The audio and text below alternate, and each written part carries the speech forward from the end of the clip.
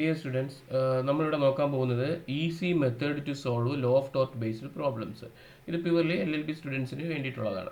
അപ്പോൾ നമ്മൾ ഇവിടെ സാധാരണയായിട്ട് നമ്മുടെ ക്വസ്റ്റ്യൻ പേപ്പറുകളിൽ 24 മാർക്കിനുള്ള പ്രോബ്ലം വരാറുണ്ട്. അപ്പോൾ നമ്മൾ സ്റ്റുഡൻസ് ചെയ്യുന്നത് അവസാനം എല്ലാ എക്സാമും എഴുതിയതിന് ശേഷം അവസാനം മാത്രമേ ഈ ഒരു പ്രോബ്ലമായിട്ടുള്ള ആ ഒരു പ്രോബ്ലമാറ്റിക് ഏരിയ നമ്മൾ അറ്റൻഡ് ചെയ്യുള്ളൂ. അപ്പോൾ നമുക്ക് സംഭവിക്കുന്നത് നമുക്കതിനകത്തോട് ഒരു വെൽ സ്ട്രക്ചേർഡ് ആയിട്ട് നമുക്ക് എഴുതാനൊന്നും പറ്റത്തില്ല. അപ്പോൾ നമുക്ക് അങ്ങനെ മാർക്ക് വളരെ കുറവാണ്. ഇതിനകത്ത് ഈ പ്രോബ്ലത്തിന് ഒരു പ്രത്യേകത എന്ന് വെച്ചാൽ നമ്മൾ അത്യാവശ്യം കൃത്യമായിട്ട് എഴുതി കഴിഞ്ഞ് കഴിഞ്ഞാൽ നമുക്ക് 20-22 മാർക്ക് അല്ലെങ്കിൽ 20 മാർക്കോളം കിട്ടാൻ സാധ്യതയുള്ളതാണ്. അപ്പം നമ്മൾ ആ ഒരു 20 മാർക്ക് നമ്മൾ അല്പം ടൈം അഡ്ജസ്റ്റ് ചെയ്ത് കഴിഞ്ഞ് നമുക്ക് ഈ ഒരു മെത്തേഡ് മനസ്സിലാക്കി കഴിഞ്ഞാൽ നമുക്ക് ആ 20 മാർക്ക് സുഖമായിട്ട് വാങ്ങിയെടുക്കാവുന്നതേ ഉള്ളൂ.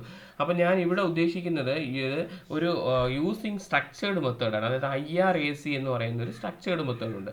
ആ IRAC എന്ന് പറയുന്ന മെത്തേഡ് എന്ന് പറയുന്നത് ഈ പ്രോബ്ലംസ് ഒക്കെ എഫക്റ്റീവ്ലി സോൾവ് ചെയ്യാൻ വേണ്ടിയിട്ട്, അതായത് സിലബസിലായിട്ടുള്ള പ്രോബ്ലങ്ങൾ എഫക്റ്റീവ്ലി സോൾവ് ചെയ്യാൻ വേണ്ടിയിട്ട്, അല്ലെങ്കിൽ അതിനെ സോൾവ് ചെയ്യുന്ന സോൾവിങ് ആൻസർ റീസണബിൾ ആക്കാൻ വേണ്ടിയിട്ട്, റീസണബിൾ ആൻസർ കൊടുക്കാൻ വേണ്ടിയിട്ടുള്ള മെത്തേഡാണ് IRAC മെത്തേഡ് എന്ന് പറയുന്നത്.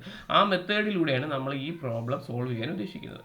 നോക്കൂ, what is IRAC method? IRAC method first of all നമ്മുടെ കയ്യിൽ ഒരു പ്രോബ്ലം കിട്ടിക്കഴിഞ്ഞാൽ നമ്മൾ ആദ്യം നോക്കേണ്ടത് ഇഷ്യൂ എന്താണ്, അതിൻ്റെ ഇഷ്യൂ എന്ന് നോക്കണം. അതാണ് ഫസ്റ്റ് ഇഷ്യൂ.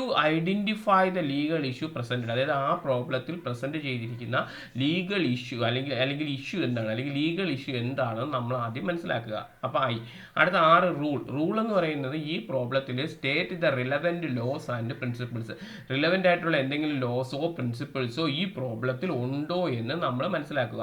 റിലവൻ്റ് ആയിട്ടുള്ള ലോസ് ഏതെങ്കിലും ഈ പ്രോബ്ലമായിട്ട് ബന്ധപ്പെട്ട് റിലവൻ്റ് ആയിട്ടുള്ള ലോസ് എന്തെങ്കിലും ഉണ്ടെങ്കിലോ എന്തെങ്കിലും പ്രിൻസിപ്പിൾസ് ഉണ്ടെങ്കിലോ അത് നമ്മളത് മനസ്സിലാക്കുക. അത് കഴിഞ്ഞാൽ ഇതിൻ്റെ ആപ്ലിക്കേഷൻസ്, ലീഗൽ റൂൾസിൻ്റെ ആപ്ലിക്കേഷൻസ് ഈ ഫാക്റ്റിൽ എങ്ങനെയാണ് നടത്തിയിരിക്കുന്നത് നോക്കുക, അല്ലെങ്കിൽ ഈ ഫാക്റ്റിലെ ലീഗൽ ആപ്ലിക്കേഷൻസ് എങ്ങനെയാണെന്ന് നോക്കുക. അത് കഴിഞ്ഞിട്ട് ഈ 3 എണ്ണം കൂടെ ചേർത്തിട്ട് റീസണബിൾ ആയിട്ടുള്ള കൺക്ലൂഷൻ എഴുതുക. അപ്പോൾ ഇഷ്യൂ, റൂള്, ആപ്ലിക്കേഷൻ, കൺക്ലൂഷൻ, ഇതാണ് IRAC മെത്തേഡ് എന്ന് പറഞ്ഞാൽ. ഇഷ്യൂ, R എന്ന് പറയുന്ന റൂളാണ്, A ആപ്ലിക്കേഷൻ, C കൺക്ലൂഷൻ. ഈ മെത്തേഡിലൂടെയാണ് സാധാരണയായിട്ട് നമ്മൾ എന്ത് ചെയ്യേണ്ടത്, ഈ പ്രോബ്ലം സോൾവ് ചെയ്യാൻ വേണ്ടിയിട്ട് നമ്മൾ അപ്രോച്ച് ചെയ്യേണ്ടത്. ഇനി നമുക്ക് നോക്കൂ, ഇനി നമ്മൾ എങ്ങനെയാണ് ഇതിൻ്റെ ഒരു സ്ട്രാറ്റജി ഉണ്ട്, ഏത് രീതിയിലാണ് ഈ പ്രോബ്ലം സോൾവ് ചെയ്യുന്നത്. ഫസ്റ്റ് ഓഫ് ഓൾ നമ്മളൊരു പ്രോബ്ലം കൈ കിട്ടിക്കഴിഞ്ഞ് കഴിഞ്ഞാൽ നമ്മൾ അത് read carefully means understand all the facts and issues. ഈ ഒരു പ്രോബ്ലത്തിനകത്ത് എന്ത് ഫാക്റ്റാണുള്ളത്, എന്ത് ഇഷ്യൂ ആണെന്നുള്ളത് നമ്മൾ വളരെ പെട്ടെന്ന് തന്നെ മനസ്സിലാക്കിയെടുക്കുക. അത് കഴിഞ്ഞിട്ട് ഐഡന്റിഫൈ ദ ലീഗൽ ഇഷ്യൂ. നമ്മൾ നേരത്തെ പറഞ്ഞതുപോലെ തന്നെ പെട്ടെന്ന് തന്നെ ബ്രേക്ക് ഡൗൺ ദ പ്രോബ്ലം. പെട്ടെന്ന് തന്നെ എന്താണ് അവരുടെ problem, what is the problem, എന്ത് പ്രോബ്ലമാണ് ആ ഒരു ഇതിനകത്ത് നമുക്ക് തന്നിരിക്കുന്ന ക്വസ്റ്റ്യനിലുള്ളത്, അല്ലെങ്കിൽ ആ ഒരു ഇതിനകത്തുള്ളത് എന്ന് നമ്മൾ മനസ്സിലാക്കുക. അത് കഴിഞ്ഞതിന് ശേഷം നമ്മൾ പ്രയോറിറ്റി ഇഷ്യൂ ചെയ്യുക. പ്രയോറിറ്റി മീൻസ് നമ്മൾ ക്രിട്ടിക്കലായിട്ടുള്ള ഇഷ്യൂ ഫസ്റ്റ് നടത്തുക. ഫസ്റ്റ് ക്രിട്ടിക്കൽ ഇഷ്യൂസ് നമ്മൾ നടത്തുക. ക്രിട്ടിക്കൽ ഇഷ്യൂസ് നടത്തിയിട്ട് അതിന് മുൻഗണന കൊടുക്കുക. ക്രിട്ടിക്കൽ ഇഷ്യൂസിന് മുൻഗണന കൊടുത്തിട്ട് നമ്മളത് ചിന്തിച്ച് നോക്കുക. അത് കഴിഞ്ഞിട്ട് നമ്മുടെ ആൻസറുകളെ ഓർഗനൈസ് ചെയ്യുക. ഓർഗനൈസിങ് യുവർ ആൻസർ യൂസിങ് ഹെഡിങ്ങും സബ് ഹെഡിങ്ങും വെച്ചിട്ട് നമ്മുടെ ആൻസറുകളെ ഓർഗനൈസ് ചെയ്യുക. How to organise your answer എന്ന് നമ്മൾ അടുത്ത സ്ലൈഡിൽ ഡിസ്കസ് ചെയ്യും. ഓർഗനൈസ് യുവർ ആൻസർ, അതാണ് പ്രധാനം. Organise your answer. നമ്മൾ അതിനെന്ത് ചെയ്യണം, ഹെഡിങ്സ് യൂസ് ചെയ്യുന്നു, അതുപോലെ സബ് ഹെഡിങ്സ് യൂസ് ചെയ്യുന്നു. പിന്നെ ഏറ്റവും ഇമ്പോർട്ടൻ്റ് ആയിട്ടുള്ള കാര്യം, നമ്മളവിടെ ടൈം മാനേജ്മെൻറ്റ് അലോക്കേറ്റ് ചെയ്യണം. നമ്മൾ വളരെ ബുദ്ധിപൂർവമായിട്ട് വളരെ ബുദ്ധിപൂർവമായിട്ട് നമ്മൾ എന്ത് ചെയ്യണം, എക്സാമിനെ ടൈം മാനേജ്മെൻറ്റ് വെച്ചിട്ട് നമ്മളത് മുന്നോട്ട് പോകണം. അല്ലെങ്കിൽ മാത്രമേ നമുക്ക് എന്ത് ചെയ്യാൻ പറ്റുള്ളൂ, ഈ സമയത്തിന് നമുക്ക് ചെയ്തു തീർക്കാൻ പറ്റുള്ളൂ. ഇനി അടുത്ത് നോക്കൂ, ഇനി നമ്മൾ നേരത്തെ പറഞ്ഞ ഒരു സംഭവം പറയുവാണ്, എന്തൊക്കെയാണ് അതിൻ്റെ ഈ ജനറൽ ആയിട്ടുള്ള കാര്യങ്ങൾ, അല്ലെങ്കിൽ എന്താണ് നമ്മുടെ ഓർഗനൈസ് ചെയ്യുന്നത്, നമ്മൾ എങ്ങനെയാണ് ഒരു ആൻസറിനെ ഓർഗനൈസ് ചെയ്യുന്നത്. ആൻസറിനെ ഓർഗനൈസ് ചെയ്യുന്നത് ഇപ്പം നമ്മളൊരു പ്രോബ്ലത്തെ ഫേസ് ചെയ്യുമ്പോൾ, അല്ലെങ്കിൽ പ്രോബ്ലത്തെ നമ്മൾ എഴുതുന്ന സമയത്ത്, അല്ലെങ്കിൽ അതിനെ അറ്റംപ്റ്റ് ചെയ്യുന്ന സമയത്ത് ഇത്രയും പ്രധാനപ്പെട്ട കണ്ടന്റ് അതിനകത്ത് വേണം, അല്ലെങ്കിൽ പ്രധാനപ്പെട്ട ഒരു ഫാക്ട്സ് ഇത് വേണം. അത് ഉദാഹരണത്തിന് ഒന്ന് ഫാക്ട്സ് എഴുതിയിരിക്കണം, ഫാക്ട് ഇൻ ഇഷ്യൂസ് എഴുതിയിരിക്കണം, ലീഗൽ പ്രിൻസിപ്പിൾസ് എഴുതിയിരിക്കണം, റിലവൻറ്റ് കേസ് എഴുതിയിരിക്കണം, ലേറ്റസ്റ്റ് കേസ് എഴുതിയിരിക്കണം, ജഡ്ജ്മെൻറ്റ്, കൺക്ലൂഷൻ. അപ്പോൾ ഇതാണ് ഏറ്റവും ഇമ്പോർട്ടൻ്റ് ആയിട്ടുള്ള കാര്യം. ഈ ഒരു രീതിയിലാണ് നമ്മൾ ഹെഡിങ് സബ് ഹെഡിങ് കൊടുത്ത് നമ്മൾ പ്രോബ്ലത്തെ നമ്മൾ അപ്രോച്ച് ചെയ്യേണ്ടത്. ആദ്യം നമ്മൾ ഫാക്ട്സ് എന്തെന്ന് എഴുതുക, അത് കഴിഞ്ഞ് ഫാക്ട് ഇൻ ഇഷ്യൂ എഴുതുക, അത് കഴിഞ്ഞ് ലീഗൽ പ്രിൻസിപ്പിൾസ് എഴുതുക, അത് കഴിഞ്ഞ് റിലവൻറ്റ് കേസ് എഴുതുക, ലേറ്റസ്റ്റ് കേസ് എഴുതുക, ജഡ്ജ്മെൻറ്റ് എഴുതുക, കൺക്ലൂഷൻ എഴുതുക. ഇങ്ങനെയാണ് നമ്മൾ. അപ്പോൾ ഈ ഒരു പ്രോബ്ലം നമ്മൾ അപ്രോച്ച് ചെയ്യുമ്പോൾ LLB സ്റ്റുഡൻറ്റ് പോയിന്റ് ആ പ്രോബ്ലത്തിനകത്ത് നമ്മൾ ഇത്രയും ഹെഡിങ് എഴുതിയിട്ട് വേണം കാര്യങ്ങൾ എഴുതാൻ. അപ്പം നമ്മൾ സ്വാഭാവികമായിട്ടും ഇത്രയും ഹെഡിങ് എഴുതുമ്പോൾ തന്നെ നമുക്ക് ആ പ്രോബ്ലത്തെക്കുറിച്ചുള്ള കാര്യങ്ങൾ ഡീറ്റെയിൽ ആയിട്ട് നമുക്ക് മനസ്സിലാവും. അത് കഴിഞ്ഞ ശേഷം നമ്മൾ അടുത്ത് എന്താ ചെയ്യേണ്ടത്? ഇനി നമ്മൾ ഒരു പ്രോബ്ലം നോക്കുകയാണ്. അതായത് ഈ ഒരു സാമ്പിൾ പ്രോബ്ലം നമ്മൾ ചെയ്ത് നോക്കാൻ പോകണം. അതായത് പ്രീവിയസ് ക്വസ്റ്റ്യൻ പേപ്പറിനകത്ത് വന്നിട്ടുള്ള ഒരു സാമ്പിൾ പ്രോബ്ലം നമ്മൾ ചെയ്ത് നോക്കാൻ പോകണം. ഇതിൻ്റെ ക്വസ്റ്റ്യൻ നോക്കൂ. Defendant is a chemist. He put the extract of a poison into far labeled B, which is the harmless drug. He sold it to a retailer as an extract of B. The retailer sold it to the plaintiff on the prescription by a doctor believing it to be B. The plaintiff sustained seriously injury. Whether the defendant is liable to the plaintiff with when he had no contract. എന്ന് വെച്ചാൽ എന്താണ്? Defendant ഒരു chemist ആണ്. അപ്പം ഈ മരുന്നുണ്ടാക്കുന്ന ആളാണ്. ഇയാൾ എന്ത് ചെയ്തെന്ന് വെച്ച് കഴിഞ്ഞാൽ എ എന്ന് പറയുന്ന ഒരു എലമെന്റ്, കെമിക്കൽ എലമെന്റ് ഉള്ള ഒരു മെഡിസിൻ ബി എന്ന് പറയുന്ന ആ ഒരു ലേബലിനകത്ത് കയറ്റിവിട്ടു. അപ്പം ബി എന്ന് പറയുന്ന മെഡിസിൻ എന്ന് പറഞ്ഞു കഴിഞ്ഞാൽ അത് ഹാംലെസ് ആയിട്ടുള്ള മെഡിസിൻ ആണ്, അധികം പ്രോബ്ലം ഒന്നും വരാത്ത മെഡിസിൻ ആണ്. അപ്പം എ എന്ന് പറയുന്ന പോയിസണസ് ആയിട്ടുള്ള എക്സ്ട്രാക്ട് ബി എന്ന് പറയുന്ന ഹാംലെസ് ആയിട്ടുള്ള മെഡിസിനിൽ കയറ്റിവിട്ടു. He sold it to a retailer to, അത് ആർക്ക്? ആ എക്സാക്ട് ഒരു റീറ്റെയിലർക്ക് വിറ്റു. റീറ്റെയിലർക്ക് വിൽക്കുന്നത് എന്ത് എക്സാക്ട് ആണ്? ബി എന്ന എക്സാക്ട് ആയിട്ടാണ് വിൽക്കുന്നത്. റീറ്റെയിലർ മേടിച്ചതും അങ്ങനെ തന്നെയാണ്. The retail sold to the plaintiff. Retailer എന്ത് ചെയ്തു?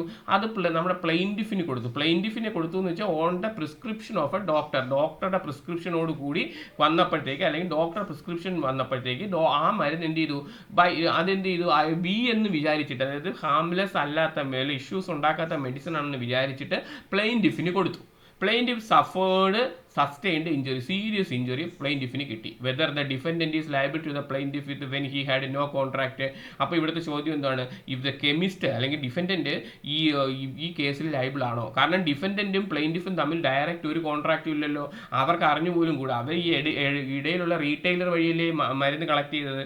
അപ്പം ഇതാണ് ഇതിൻ്റെ ചോദ്യം എന്ന് പറയുന്നത്. അപ്പം നമ്മളെ പ്രശ്നം എന്താണ്? നമ്മൾ defendant is liable to the plaintiff with when he had no contract. Contract ഇല്ലാതെ ഈ പ്ലെയിൻറ്റിഫും ഡിഫൻഡന്റും തമ്മിൽ എന്താണ്? എന്തെങ്കിലും തരത്തിലുള്ള ഇയാൾ ലൈബിളാണോ, ഡിഫൻഡന്റ് ലൈബിളാണോ എന്നാണ്. അപ്പം നമ്മൾ നേരത്തെ പറഞ്ഞതുപോലെ ആ ഒരു ഹെഡിങ്, സബ് ഹെഡിങ് നമ്മൾ എങ്ങനെ അപ്രോച്ച് ചെയ്യും എന്നുള്ള ആ ഒരു രീതി നമ്മൾ പറഞ്ഞിട്ടുണ്ട്. നമ്മൾ എങ്ങനെ നമ്മൾ ആൻസറിനെ അപ്രോച്ച് ചെയ്യും എന്നുള്ള കാര്യം. അപ്പോൾ ഫസ്റ്റ് നമ്മൾ ഫാക്റ്റ് എഴുതണം. ഫാക്റ്റ് എഴുതേണ്ട എന്താ? Fact defendant is a chemist. നമ്മൾ ഫാക്റ്റ്, അപ്പം നിങ്ങൾ സ്വാഭാവികമായിട്ട് തോന്നും തൊട്ട് മുകളിൽ നമ്മൾ ഫാക്റ്റ് എഴുതിയിട്ടുണ്ടല്ലോ, പിന്നെ എന്തിനാണ് നമ്മൾ ഫാക്റ്റ് എഴുതുന്നത്? അതായത് നമ്മൾ ഇത് വായിച്ച് മനസ്സിലാക്കി നമ്മുടെ ലാംഗ്വേജിലാണ് നമ്മൾ ഫാക്റ്റ് എഴുതേണ്ടത്. അതനുസരിച്ചിട്ടാണ് നമ്മൾ ബാക്കിയെല്ലാം തുടർന്ന് കൊണ്ട് പോകുന്നത്. അപ്പോൾ ഫാക്റ്റ് എന്ന് വെച്ചാൽ എന്താണ്? നമ്മൾ എങ്ങനെയാണ് ഫാക്റ്റ് ഇവിടെ എഴുതുന്നത്? The defendant a chemist mistakenly placed a poisonous extract labelled as a harmless drugs. അതായത് ഇത് ഡിഫൻഡന്റ് ഒരു കെമിസ്റ്റ് ആണ്, അവരാണ് മിസ്റ്റേക്കലി പോയിസൺ ആയിട്ടുള്ള എ എന്ന് പറയുന്ന മെഡിസിൻ ബിയിലേക്ക് കടത്തിവിട്ടു. ബി ഒരു ഹാംലെസ് അല്ലാത്ത സാധനമായിരുന്നു. He sold it to a retailer. എന്നിട്ട് അയാൾ ഒരു റീറ്റെയിലർക്ക് വിറ്റു.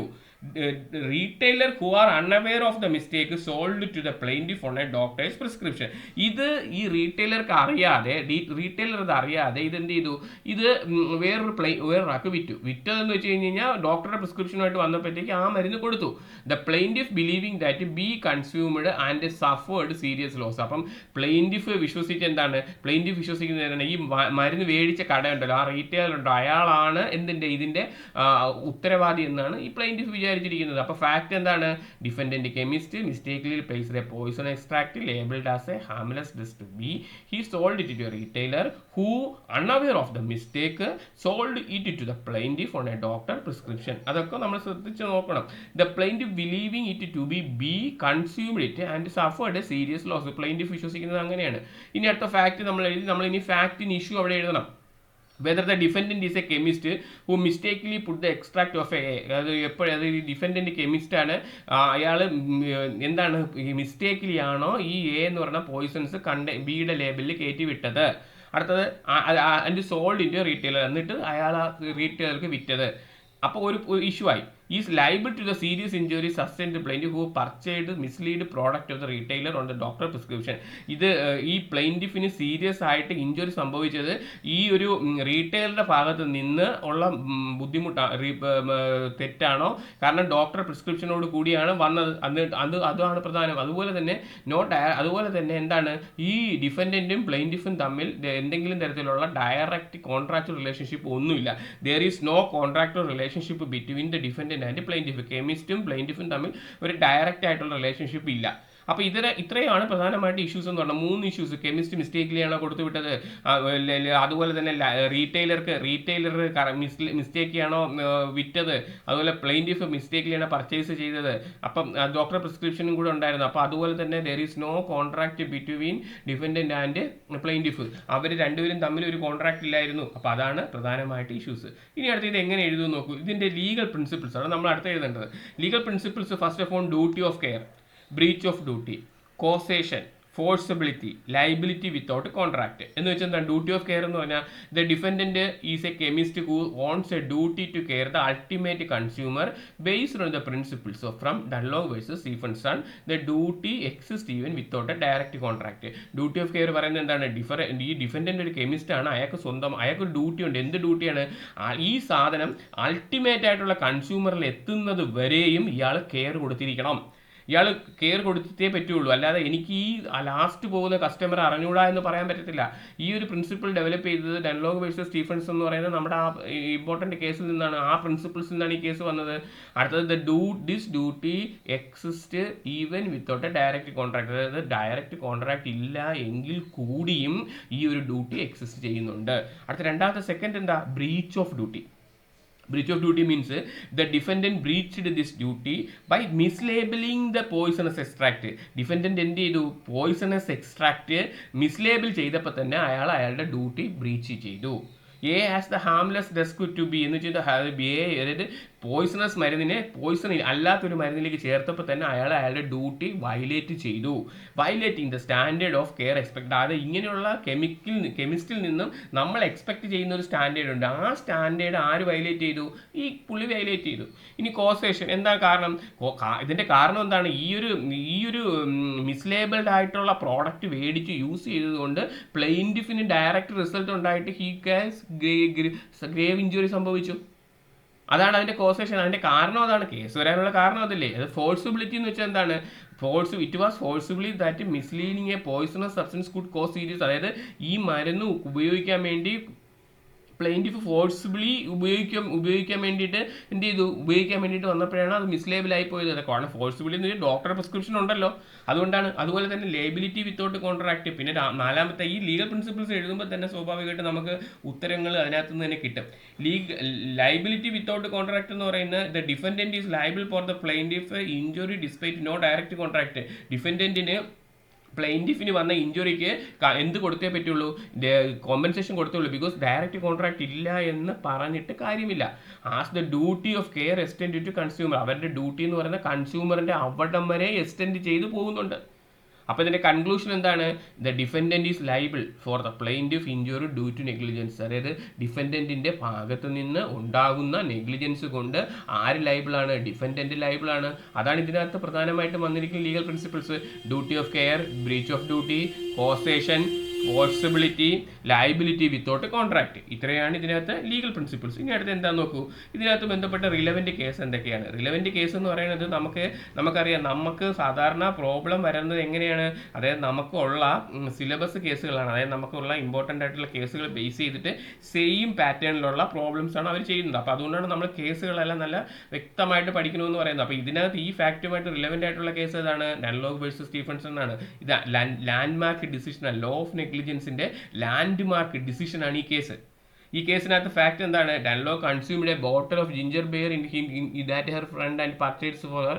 The ginger beer manufactured and Stevenson contained decomposed snail and which was not visible to due to opaque bottle and a result of misblend or failing. എന്ന് വെച്ചാൽ എന്താണ്? അതായത് ഒരു drinks മേടിച്ചപ്പോൾ, ginger beer മേടിച്ചപ്പോൾ അതിനകത്ത് ഒരു ഒച്ചിൻ്റെ ഒരു ചെറിയൊരു ഇത് കണ്ടു. അപ്പോൾ അത് കണ്ടിട്ട് അത് ഉപയോഗിച്ച് പുള്ളിക്ക് സുഖമില്ലാതെ. അതാണ് case. The house of law held that Stevenson was liable tort of negligence. അപ്പോൾ ഹൗസ് ഓഫ് ലോ നമ്മുടെ ഈ പ്രോബ്ലത്തിൻ്റെ സെയിം കേസ് തന്നെയാണ്. അപ്പോൾ ഇവർ തമ്മിൽ ഡയറക്റ്റ് ആയിട്ട് കോൺട്രാക്ട് ഇല്ലായിരുന്നല്ലോ. അതായത് ഡെൻലോഗണും സ്റ്റീഫൻസൺ മാനുഫാക്ചറിങ് കമ്പനിയായിട്ട് ഡയറക്റ്റ് കോൺട്രാക്ട് ഇല്ല എങ്കിലും ടോർട്ട് ഓഫ് നെഗ്ലിജൻസ് ആണ്. അപ്പം നേരത്തെ നമ്മൾ പറഞ്ഞിട്ടുള്ള കൺസ്യൂമറിന്റെ ലാസ്റ്റ് കൺസ്യൂമറിന്റെ അവിടെ വരെയും എന്താർക്ക് ഡ്യൂട്ടി ഉണ്ടെന്നല്ലേ പറഞ്ഞേ. Lord Atkin famously attribute neighbour principle, അതാണ് ഈ ഒരു കേസിനകത്താണ് എന്ത് പ്രിൻസിപ്പിൾസ് ഡെവലപ്പ് ചെയ്ത് വന്നിരിക്കുന്നത്, നൈബർ പ്രിൻസിപ്പിൾസ് ഡെവലപ്പ് ചെയ്ത് വന്നത്.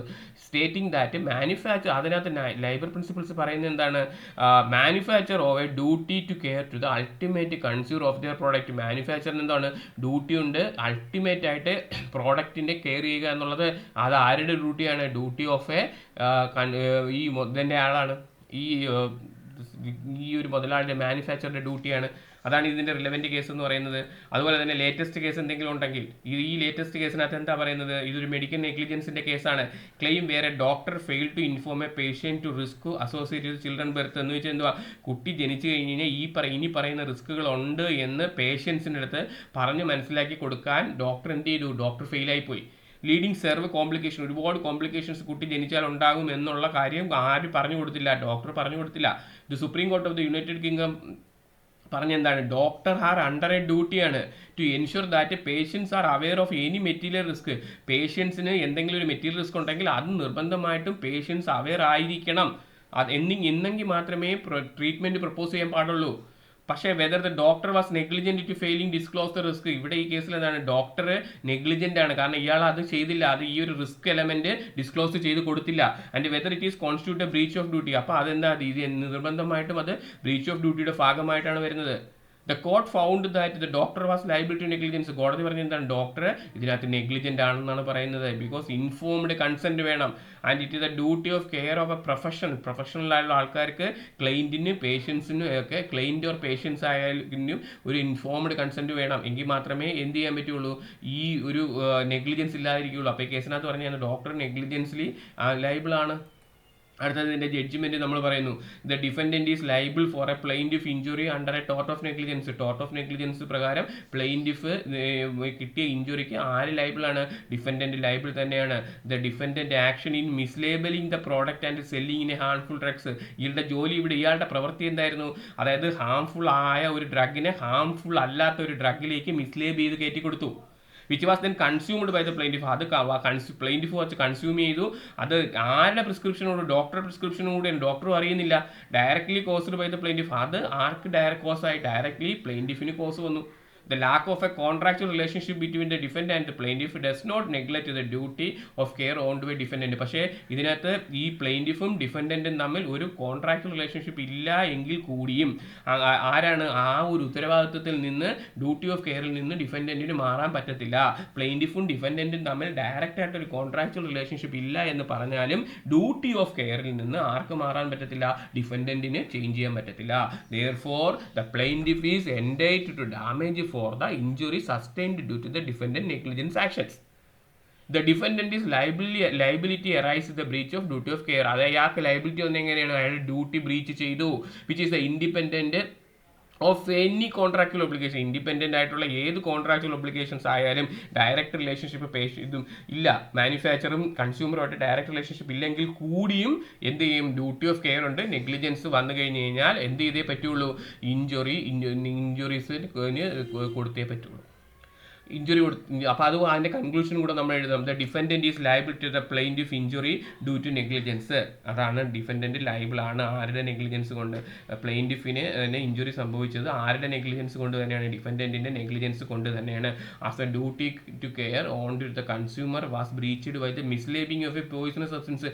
ഒരു ഡ്യൂട്ടി ടു കെയർ ഉണ്ടായിരുന്നു, നമ്മളൊരു പോയിസണസ് സബ്സ്റ്റൻസ് നിറയ്ക്കുമ്പം അതിനൊരു ഡ്യൂട്ടി ഉണ്ടായിരുന്നു. നമ്മളത് ചെയ്യുന്നത് എങ്ങനെയാണ്, നമുക്ക് മെഡിസിൻ നിറയ്ക്കുമ്പോൾ നമ്മൾ ആ ഒരു ഡ്യൂട്ടി ഉണ്ട്, നമ്മളത് ഒരു തെറ്റിപ്പോകാൻ നോക്കണം.